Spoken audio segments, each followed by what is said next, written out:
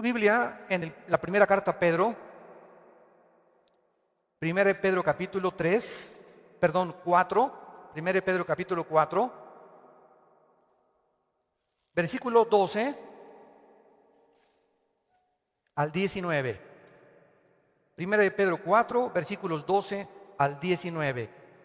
Amados, no se sorprendan del fuego de prueba que os ha sobrevenido, como si alguna cosa extraña les aconteciera, sino gócense por cuanto son participantes de los padecimientos de Cristo, para que también en la revelación de su gloria se gocen con gran alegría. Si son vituperados por el nombre de Cristo, son bienaventurados, porque el glorioso Espíritu de Dios reposa sobre vosotros. Ciertamente de parte de ellos Él es blasfemado, pero por vosotros es glorificado. Así que ninguno de ustedes padezca como homicida, o ladrón, o malhechor, o por entremeterse en lo ajeno. Pero si alguno padece como cristiano, no se avergüence, sino glorifique a Dios por ello, porque es tiempo de que el juicio comience por la casa de Dios. Y si primero comienza por nosotros, ¿cuál será el fin de aquellos que no obedecen al Evangelio de Dios? Y si el justo con dificultad se salva, ¿en dónde aparecerá el impío y el pecador? De modo que los que padecen según la voluntad de Dios, encomienden sus almas al fiel Creador y hagan el bien. Muchos cristianos no han entendido lo que es la vida cristiana. Y uno de los ejemplos que la Biblia usa, o una analogía para comparar qué es la iglesia, es el matrimonio. Y en el matrimonio, muchos de ustedes que también están recién casados, tenemos siempre ideas de las telenovelas, y fueron felices el príncipe y su amante, o su amiga, o su esposa, por los siglos de los siglos.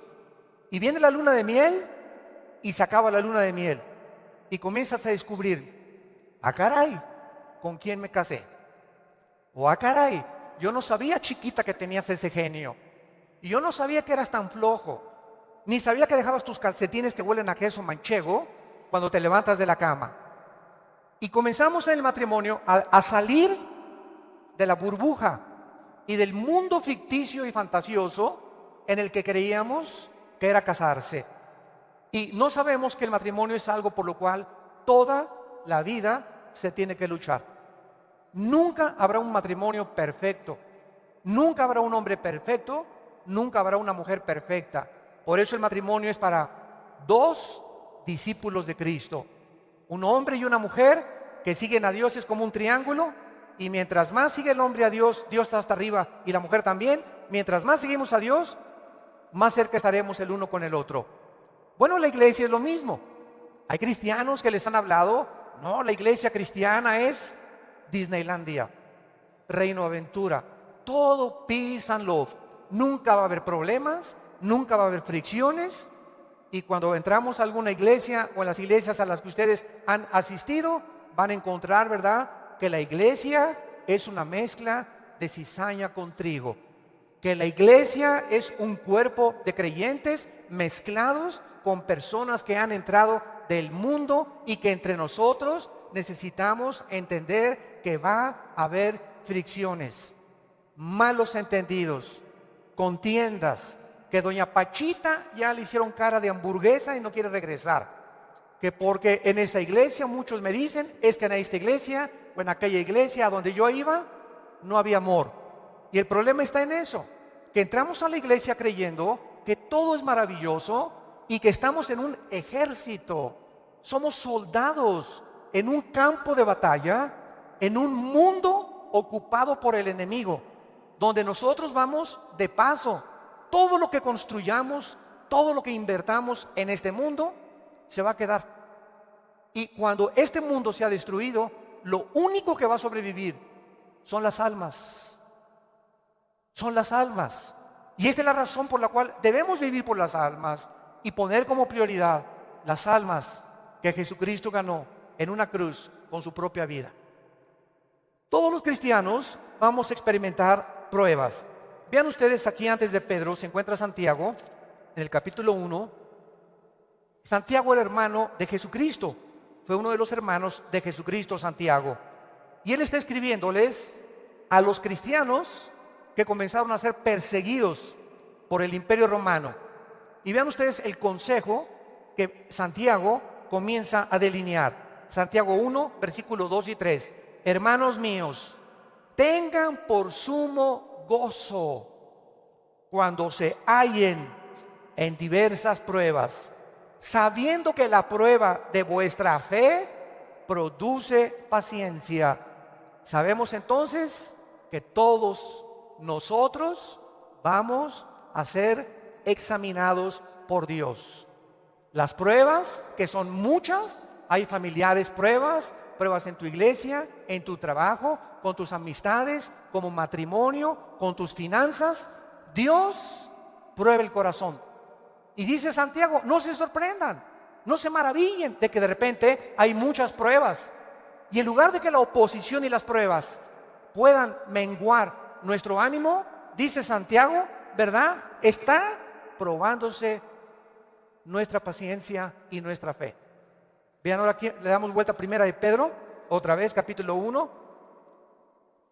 Y dice el versículo 6 y 7, en lo cual vosotros se alegran ahora, aunque un poco de tiempo, si es necesario, tengan que ser afligidos en diversas pruebas, para que sometida a prueba vuestra fe, mucho más preciosa que el oro, o sea, ¿por qué tiene que probar Dios nuestra fe? Porque es lo más valioso que Dios nos ha regalado. Lo más grande que tenemos es la fe. Y si queremos agradar a Dios, lo tenemos que agradar a través de la fe. Porque sin fe es imposible agradar a Dios. Por lo cual tenemos que entender por qué vienen pruebas. ¿Por qué me robaron mi coche? ¿Por qué tuve este problema con mi esposa? ¿Por qué este problema con mis hijos? ¿Por qué este problema en la iglesia? ¿Por qué este problema en el trabajo? ¿Por qué está el mundo ahorita como una olla hirviendo, donde las naciones están a un punto de una conflagración internacional? Aunque sabemos bíblicamente que si explota una guerra en Europa o en el Medio Oriente, no es todavía la tercera guerra mundial. En estos últimos meses, todas las invitaciones que he recibido han sido en radio, en televisión, con iglesias, con alianzas de pastores, para explicarles que esta guerra no es la tercera guerra mundial, que la Biblia nos habla claramente que falta mucho para la tercera guerra mundial y que este es lo que va a pavimentar el camino para el surgimiento del anticristo en el Medio Oriente. Entonces, estas pruebas, dice la Biblia, son importantes porque nuestra fe es la que tiene que ser probada. Ya sea en el trabajo, en la escuela, en el vecindario, etcétera, etcétera. Estamos rodeados de personas que no les caes bien porque eres cristiano.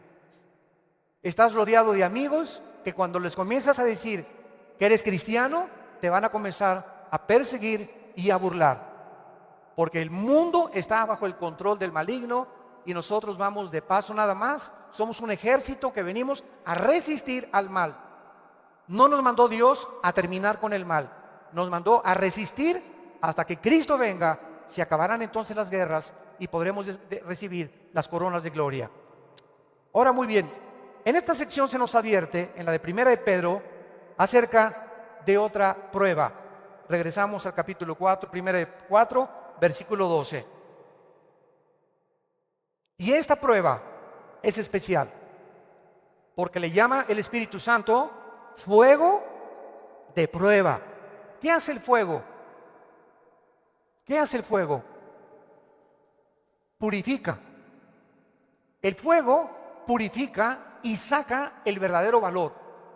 Las pruebas que nos vienen a nosotros es precisamente cuando un maestro no te hace exámenes. ¿Cómo vas a ver el maestro si tú estás calificado para pasar a la preparatoria? Forzosamente tenemos que ser examinados, ¿verdad? Con pruebas. Ahora tú te puedes preguntar, ¿qué Dios no sabe si voy a pasar o no voy a pasar la prueba? ¿Para qué nos hace pruebas Dios?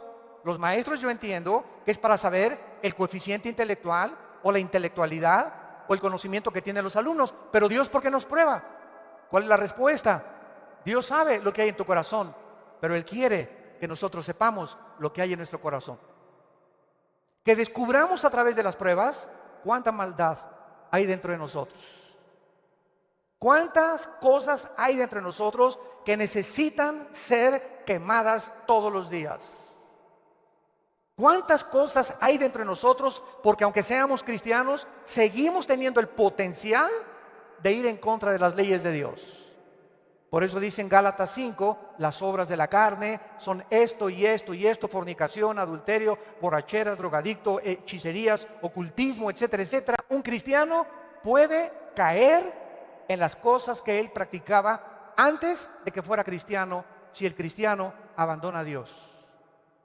Y cuando descubrimos la maldad que hay dentro de nosotros, ¿qué podemos hacer? Gritar como Pablo en Romanos 7: miserable de mí, en mí no mora el bien. El bien que quiero hacer no lo hago, lo que no quiero hacer, eso hago. Entonces encuentro que en mi mente me dice: no fumes.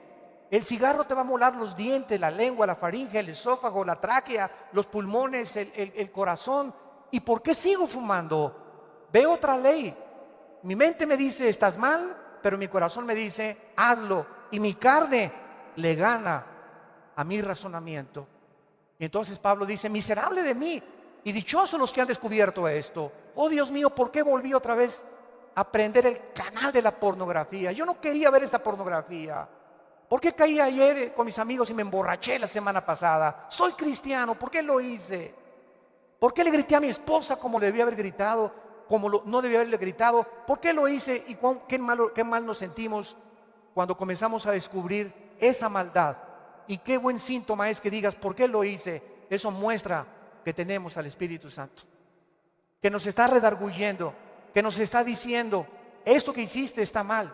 Antes lo hacías y no te importaba y te dormías ni pedías perdón, pero ahora cuando pecamos nos damos cuenta, nos entristecemos, nos llenamos de una ansiedad tremenda en el corazón, porque no tenemos paz. Es la paz que nos quita Dios hasta que vengamos a la cruz y le pidamos perdón, y la sangre de Cristo nos limpia de todo pecado.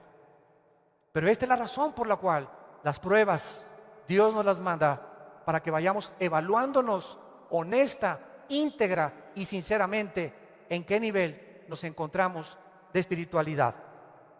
Vayamos a Santiago capítulo 1 otra vez con este versículo, y vamos a ver algunas verdades prácticas antes de desarrollar el pasaje que acabamos de leer. Veamos algunas verdades prácticas de las pruebas. En primer lugar, las pruebas son algo común en la vida cristiana. Dice Santiago: cuando os halléis en diversas pruebas. En segundo lugar, estas pruebas, van a venir en diferentes categorías.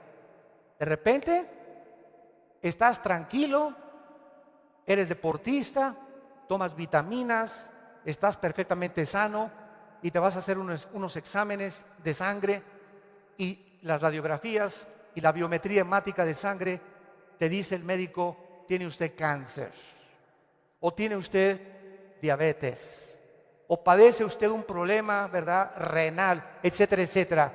En el momento que oímos esta noticia, toda nuestra vida cambia. En ese momento dices: ¿qué me está pasando? ¿Cómo me pudo suceder esto a mí? Fue una prueba de fuego.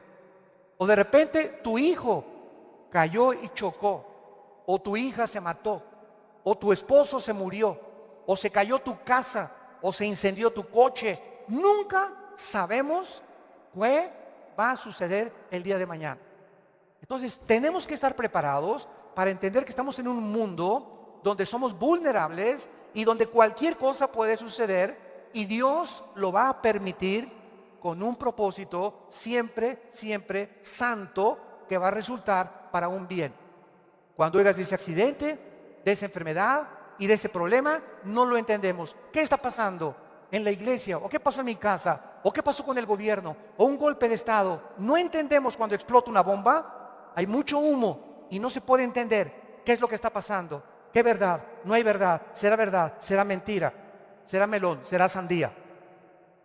Y no es hasta que el humo se va Pasa una semana o 2 semanas cuando comienzas a ver y a entender. Si tú en esa prueba, escúchame muy bien, durante esa prueba que estás atravesando, no te sueltas, pase lo que pase en tu vida. Si tú no te sueltas de Cristo, no te imaginas cómo Dios te va a bendecir, te va a fortalecer y vas a madurar espiritualmente como no te imaginas. ¿Qué se probó cuando te dijeron que estabas enfermo? ¿Qué se probó cuando oíste que te robaron tu coche? ¿Qué se está probando cuando perdiste el trabajo? Se está probando nuestra fe. ¿Cuánto confiamos en Dios? Cuando se va tu esposa o te abandona su esposo, ¿qué vas a hacer? ¿Te vas a recurrir a las drogas? ¿Te vas a emborrachar? ¿Vas a renegar contra Dios? ¿Para eso soy cristiano? ¿Me quitaron mi trabajo? ¿Por qué si yo diezmo regularmente me quitan mi coche? Dios, yo no lo entiendo. ¿Y por qué me corren de mi trabajo si sabes que tengo que mantener a mi familia? Dios está buscando que nosotros veamos nuestra reacción, porque nuestra reacción determina el nivel espiritual que tenemos de fe. Y es precisamente en esas pruebas, en esas reacciones, donde Dios sabe cómo vas a reaccionar. Vamos rápidamente a Génesis capítulo 22, en el Antiguo Testamento, y veamos la prueba de fuego que pasó a Abraham. Abraham ya era un hombre maduro, ya tenía el hijo de la promesa, Isaac. Y Abraham se le llama en Romanos capítulo 4 el padre de la fe. Por algo será, ¿verdad? Por algo será, porque son las pruebas de fuego las que nos gradúan en el ejército de Dios. Las pruebas, no las muchas pruebas, nos van preparando, pero hay una prueba de fuego que es nuestra graduación. Cuando ya Dios se da cuenta que no importa lo que pase en tu vida, nunca te soltarás de Él. Nunca blasfemarás de su nombre, nunca te llenarás de rencor ni de amargura contra nadie. Hayan hecho lo que te hayan hecho o lo que nos hayan hecho, el veneno más grande que nos impide graduarnos es la amargura. Es el veneno más grande de la vida cristiana. Bueno, aquí se encuentra Abraham, capítulo 22 del Génesis, y dice: aconteció después de estas cosas, o sea, estas cosas son todas las pruebas que Abraham había atravesado, que probó Dios a Abraham. Abraham podría decir: ¿otra? ¿Otra, Señor? ¿Es juego? ¿Otra prueba? Pero quiero decirte una cosa, Abraham. Esta prueba, ¿verdad? No te imaginas, va a ser la bendición más grande para tu vida y para 1000 generaciones después. A los que les interese la palabra prueba en el hebreo, es la palabra nasá, con H al final. Cuando dice probó, es la palabra nasá. Escuche lo que significa probar en el hebreo: manifestar el corazón por medio de la presión. No es hasta que la presión viene a nuestras vidas que se sabe lo que tenemos escondido en el corazón. ¿No es cierto? No es bajo la presión donde se prueba el carácter de los hombres. Bajo la presión. Dice la Biblia, esto es lo que Dios quería hacer: poner presión en Abraham para darnos un ejemplo a nosotros de cómo reaccionar. ¿Y cuál fue la prueba de fuego que Dios le puso a Abraham? Dame a tu hijo Isaac, versículo 2. Señor, no te oí bien, creo que me está fallando el oído. ¿Qué dijiste? Que me des a tu hijo. Señor, ¿estás bien? ¿No dices un mejoral? ¿Me estás hablando? ¿Eres tú? ¿No será un demonio el que me estará hablando? Señor, tú me dijiste que este hijo era el hijo de la promesa, no era Ismael. Tú me prometiste que era Isaac, y la semilla de Isaac, el esperma de Isaac, la descendencia de Isaac, donde el Mesías, el Salvador que has prometido, iba a venir. ¿Cómo me lo pides? ¿Y cuál es la respuesta de Isaías 55, 8 y 9? mis pensamientos no son vuestros pensamientos, y mis caminos no son vuestros caminos, ovejas santas, amadas de Dios. Así como los cielos son más altos que la tierra y mis pensamientos más altos que ustedes, así es como yo tengo que pensar para que ustedes comiencen a entender que yo no pienso como ustedes y que la fe es mantenerte de pie y seguir creyendo aunque no haya explicación inmediata. Señor, no entiendo qué pasó con mi casa, no entiendo por qué perdí el trabajo, no entiendo lo que está pasando, no entiendo esto, no entiendo aquello, pero como dijo Job, aunque tú me matares, seguiré confiando en ti. Y seguiré esperando y sabiendo que cuando se disipe el humo y entienda tus caminos, tienes algo mejor para mi vida. Esa es la fe. ¿Y qué hizo Abraham? No abrió la boca, no discutió. No vemos aquí que se puso al brinco con Dios. Abraham, Isaac, ven hijo mío. Muchachos, los siervos de Abraham, traigan la leña. Y entonces los dejó ahí en el monte a los siervos y agarró a Isaac y comenzaron a subir al monte Moriah. Escuchen, el monte Moriah fue donde Dios no perdonó a su hijo. Dios perdonó a Isaac, pero Dios no perdonó en el mismo monte a su hijo Jesucristo 4000 años después. Y cuando iban camino al monte, le dice Isaac a Abraham: Padre, ¿dónde está el sacrificio? Y Abraham no le dice nada. Dios proveerá. Y entonces se acuesta Isaac y lo amarra a Abraham, y cuando levanta la mano, dice el versículo 10 y el versículo 11: y extendió Abraham su mano y tomó el cuchillo para degollar a su hijo. Entonces el ángel de Jehová le dio voces desde el cielo y dijo: Abraham, Abraham. Y él respondió: heme aquí.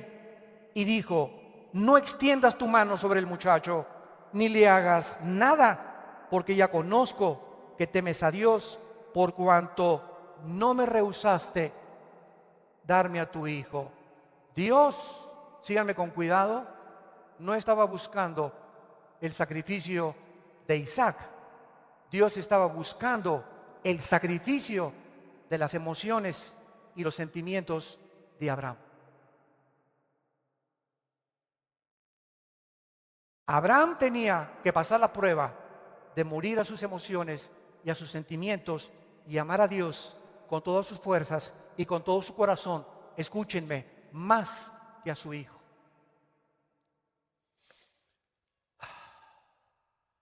En el Nuevo Testamento se acercaron a Cristo, se los voy a explicar con más detalles, y le dijeron: ¿cuál es el más grande mandamiento? Y contestó Jesucristo: amarás a Dios con todo tu corazón, con todas tus fuerzas y con toda tu alma, y a tu prójimo como a ti mismo. Muy bien, hace algunos años yo le pregunté, orando, le pregunté a Dios, porque alguien me metió una idea satánica, un ateo, en un hotel, me acuerdo que se acercó y me dice: oiga, señor Alducin, el Dios que ustedes adoran es un misógeno, es un ególatra, es un Dios que solamente busca a Él, a Él, a Él, que nada más dice: ámame a mí con todo tu corazón, más que a tu esposa, más que a tus hijos. ¿Cómo puede ser eso posible? Me dijo este ateo. ¿Cómo puede usted reconciliar a un Dios que nos diga que lo amemos más a Él que a la propia familia? Y entonces me fui muy confundido. Me comenzó a dar vuelta porque en ese momento me quedé así, ¿verdad? Le dije: ¿sabe una cosa? Voy a orar y le prometo que voy a buscar una respuesta de Dios. Nadie me había hecho nunca ese ataque a mi fe. Entonces pasó como unas 2 semanas. Me puse a orar, ayuné como 2 días buscando esta respuesta, y fue tan clara de parte de Dios. Y el Señor me mostró en la Biblia lo siguiente: mira, hijo, me dice Dios, cuando yo les pido a ustedes: ámenme con todo mi corazón y con toda mi mente, ¿saben por qué se los pido? Porque tu mamá, tu esposa y tus hijos y tu perro Fido y tu cotorro y lo que más amas en tu vida y tu jarrón chino y la casa que tienes y que la amas, todo lo vas a perder, y al final de tu vida te vas a quedar solo. Todos nos quedamos solos al final de la vida. Los hijos se tienen que ir, si no se casan se mueren, la esposa tiene que morir, él tiene que morir, escúchame muy bien. Y si tú tenías todos tus afectos en tu hijo que se fue, o en tu esposo que se fue, o en tu perro que te quitaron, cuando se vaya tu hijo, cuando te quiten a tu esposo, cuando te abandone tu mujer, te vas a hundir porque no tendrás las fuerzas de seguir viviendo. Pero cuando amas a Dios con todo tu corazón y con toda tu alma, y pierdes algo por acá, y pierdes algo por acá, y pierdes esto y por acá, ese amor que tú le tienes a Dios es el que nos sostendrá para seguir viviendo con Él, con las fuerzas de seguirlo amando. Denle gloria a Dios.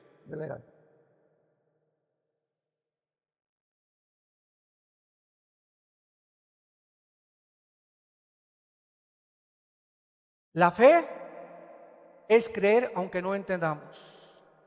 Si Dios lo dijo, tiene una razón. Detrás de cada mandamiento de Dios se encuentra la sabiduría de Dios. Cuando Dios le dice a los jóvenes, no forniquen ni tengan relaciones sexuales antes de casarse, gritan los jóvenes y protestan los jóvenes. ¿Nos quieres quitar la felicidad? ¿Qué tiene? ¿Así nos vamos a conocer mejor antes de casarnos? Pero detrás de esa prohibición que Dios tiene es el inmenso amor que Él nos dio desde la cruz.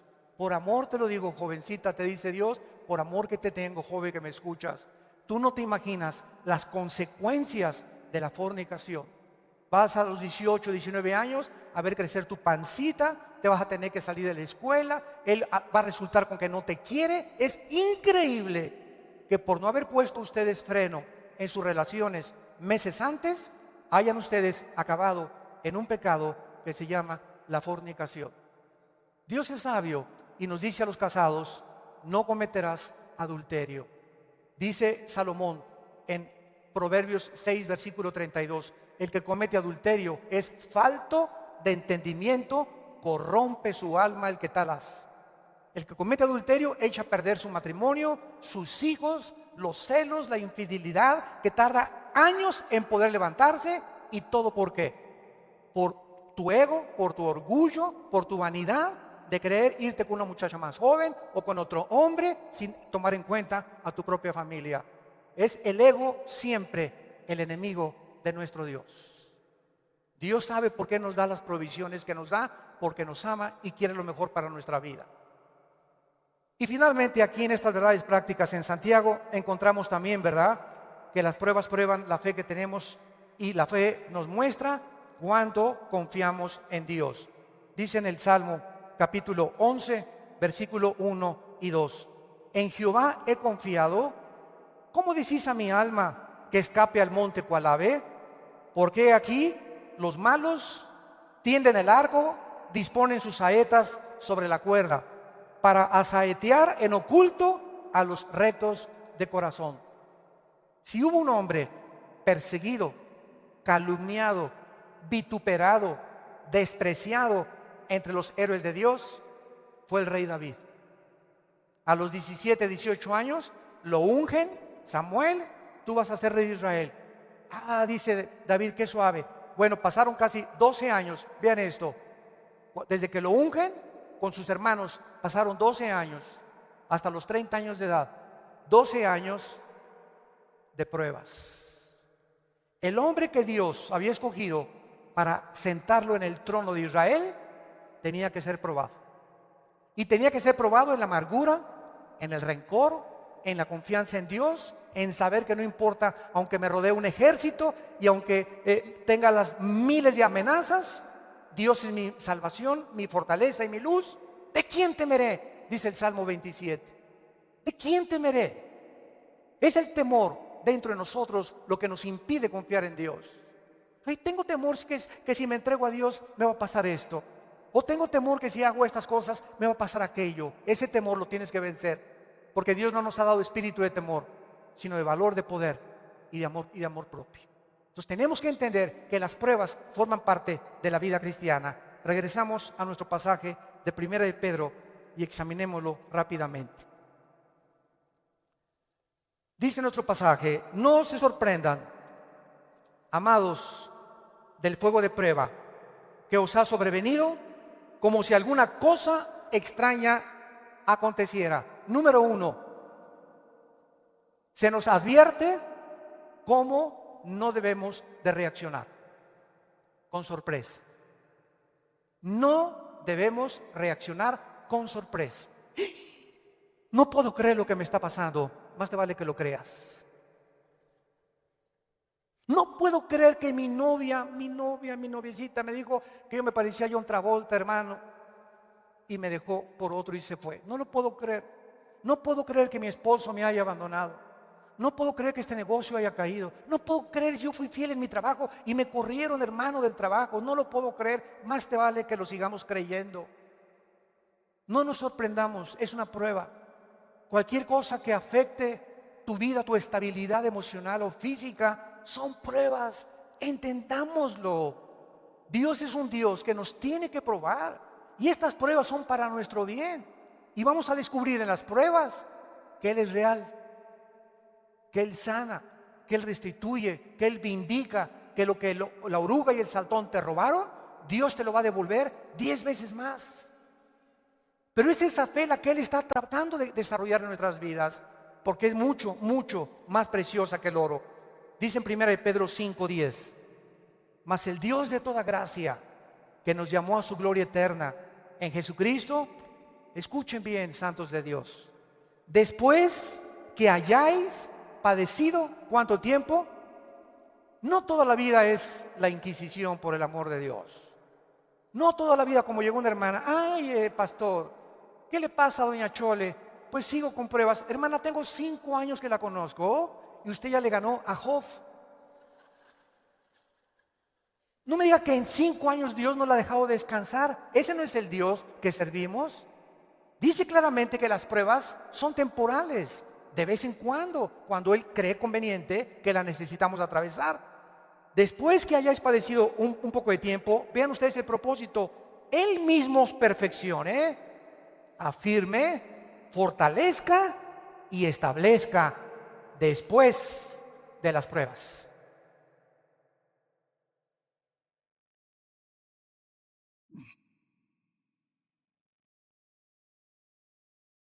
Ahora veamos lo que tenemos que hacer. Primero de Pedro, en nuestro pasaje capítulo 4, versículo 13. Número 1, se nos manda que cuando te digan: te robaron tu coche, se fue tu esposo, se fue tu esposa, te pasó esto, te pasó aquello, te goces.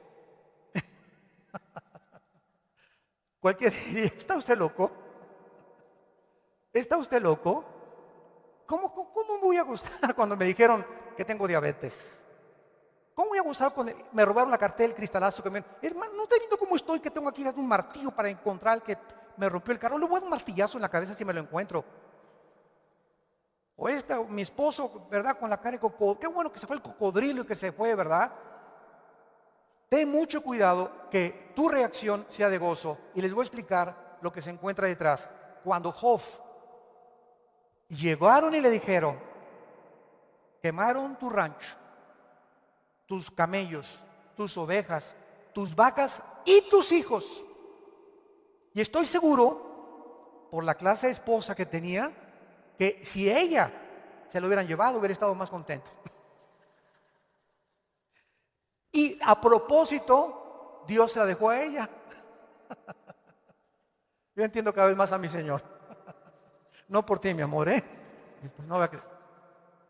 Y entonces la esposa llega, ¿verdad? Y le dice a Job: maldícelo, maldice a Dios. Y contesta Job y le dice a la esposa: vean la calidad moral y espiritual y de fe que tenía este hombre en Dios. ¿Qué acaso recibiremos de Dios solo lo bueno y no lo malo? Bendito sea el nombre de Dios, porque Él da y Él quita en su soberanía. Qué tremendo, ¿verdad?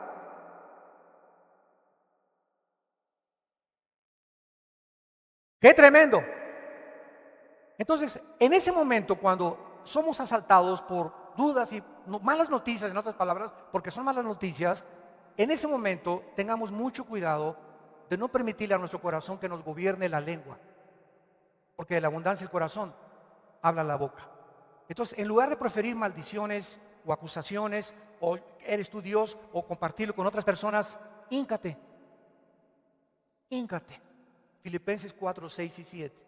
Híncate y dale a conocer a Dios: Señor, no entiendo lo que está pasando, no entiendo por qué me pasó esto, por qué esta enfermedad, oh Dios, no entiendo, pero quiero seguir confiando en ti. Solo te pido que mientras esto pasa y no lo entiendas, me fortalezcas y me muestres la razón para que yo pueda seguir bendiciéndote y adorándote. Es el tiempo más difícil de nuestra vida cuando no entendemos lo que está pasando. Vamos rápido a 2 Corintios capítulo 12. 2 Corintios capítulo 12 y veamos lo que le pasó al apóstol Pablo y la forma como él reaccionó. 2 Corintios 12. Pablo fue uno de los pocos hombres, junto con Enoc y Elías y el apóstol Juan, que subieron al cielo. En el Nuevo Testamento, Pablo y Juan fueron los dos únicos apóstoles que subieron al cielo sin morir. Fueron sacados de su cuerpo espiritualmente. Y Pablo lo llevó Dios al tercer cielo, donde habita Dios. Y cuando Pablo regresó a la tierra, su espíritu salió de su cuerpo y su espíritu volvió a entrar a su cuerpo. Pablo dice que lo que él oyó allá en el cielo y lo que él vio, no había palabras humanas para poder describirlo. Y como fue una experiencia tan impresionante, pero tan grande, que cabía la posibilidad, dada la naturaleza humana pecaminosa que aún tenemos, Dios tuvo que darle una prueba a Pablo y ponerle un aguijón en su cuerpo físico, alguna enfermedad. Y esta enfermedad no sabemos qué es.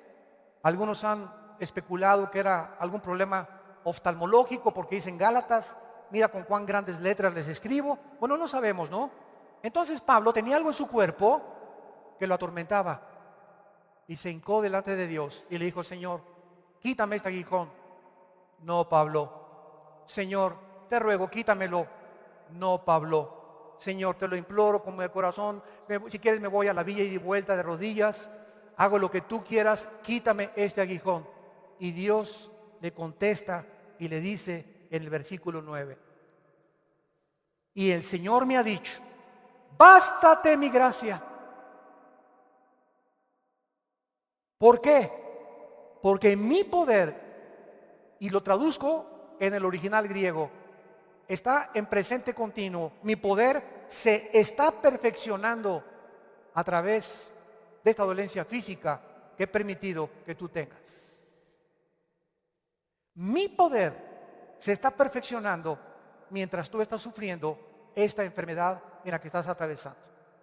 Y entonces Pablo, cuando entiende detrás de lo que no entendía, por qué Dios permite eso en su vida, contesta Pablo y dice: por tanto, de buena gana me gloriaré más en mis debilidades, para que repose sobre mí el poder de Cristo. Hace poco mi esposa y yo estábamos en Dallas. ¿Y se acuerdan de este muchacho que no tiene brazos ni piernas? Muchos de ustedes lo conocen. Bueno, su esposa es mexicana, de Chihuahua. Y estuvimos ahí como una hora, mi esposa y yo y nuestros 3 hijos, compartiendo con ellos en una iglesia de Dallas. Y nos querían conocer también a nosotros. Bueno, también conocían nuestro ministerio, etcétera, etcétera.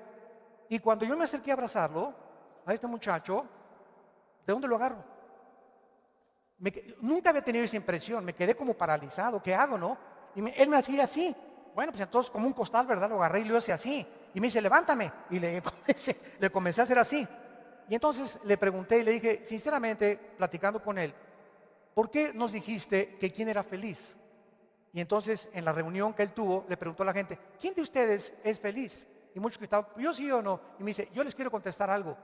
Dios permitió que naciera sin brazos y sin piernas para que yo fuera un testimonio que la felicidad no se encuentra en estar completo, sino en tener el poder de Dios viviendo en tu vida.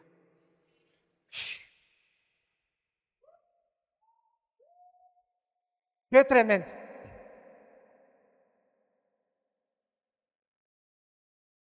Mi esposa y yo nos bañamos de lágrimas. Tenemos piernas, tenemos brazos, tenemos casa, con flex, un carro, lo que sea, nuestros hijos, y estamos descontentos. Teniendo contentamiento, teniendo sustento y abrigo, estamos contentos porque estamos vivos. Nosotros estamos completos y él era más feliz que la mitad de los que fueron a escucharlo. Él riéndose, y era una felicidad, ¿no es cierto, Marta? Un gozo sincero. Él no estaba fingiendo, él estaba lleno del poder de Dios.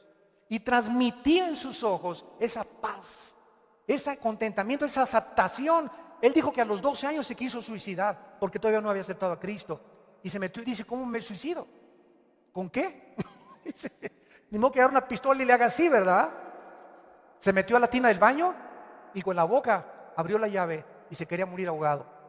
Y cuando estaba el agua subiendo, muchos de ustedes que ya no oyen su testimonio, yo lo traigo grabado en mi iPhone, dice que en ese momento dijo, si yo me quito la vida, nunca podré compensarles a mis padres y los haré culpables a mis padres, porque siempre se lamentarán porque yo nací así, y si hay un Dios, nunca conoceré el propósito por el cual permitió que yo naciera sin brazos y sin piernas. Y apagó la llave y le dijo, yo no entiendo, al año se convierte a Jesucristo. Y ha ganado millones de almas. Dios dicen que hay uno entre 15 o 20 millones de seres humanos que nacen así. A este muchacho Dios le escogió Dios para dar un mensaje al mundo. La felicidad no está en el dinero, ni en tener salud, ni en tener casa, ni en tener vehículos, sino si tú tienes a Jesucristo y la paz de Él que sobrepasa todo entendimiento.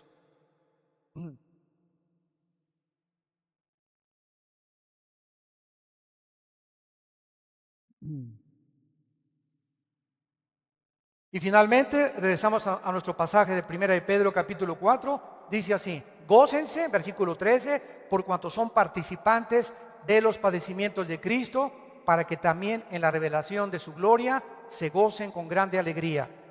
En penúltimo lugar, las pruebas nos están haciendo parecernos más a Jesús. Porque es precisamente en las decepciones, en las desilusiones, en las traiciones, en la persecución, en el abandono de tu esposa, en la muerte, etcétera, etcétera, en todas estas cosas que forman parte de la vida, donde comenzamos a entender que no nos sorprendamos, estamos en un mundo muy feo, donde el pecado abunda. Este grupo de ISIS en el Medio Oriente ya no son seres humanos, son zombies, son monstruos, seres humanos deshumanizados completamente, sin ningún sentimiento, sin ninguna emoción, sin ningún corazón, ninguna conciencia. A los niños ahora los enseñan a ellos que a las víctimas les corten la cabeza y jueguen fútbol con las cabezas para desensibilizarlos y deshumanizarlos a los 8 años de edad. Este es el mundo que vivimos. ¿Nos sorprende? No nos sorprende, porque la Biblia dice, 2 Timoteo 3, vendrán tiempos feroces, peligrosos, hombres amadores de sí mismos, donde no les importará absolutamente nada más que su ego y su propia vanidad, y el imperio y el espíritu de control. Todo espíritu que quiera controlar y dominar a los demás es un espíritu de brujería. ¿Se acuerdan a Cristo antes de morir? Que llegan los hijos de Zebedeo con la mamá. Oye, cuando vengas, quiero que mi hijo Pancho y Pancholín se sienten junto a ti. A este nómbralo ministro de Hacienda y procurador de la República. Y entonces Cristo, viendo que sus discípulos estaban a punto de morir crucificado, estaban buscando posiciones de liderazgo y de control y de autoridad, y les dice Cristo, eso los reyes de la tierra, los gobernantes buscan estas cosas, dominar y controlar a los demás. Y esta es la razón de tantas dictaduras, de tantos gobiernos estatistas y totalitarios, personas que quieren seguir gobernando y tener el control de las gentes, pero en ustedes no debe ser así. Y Cristo nos da el secreto: el que quiera ser grande de todos nosotros, lávele los pies a los demás. Sea siervo de los demás.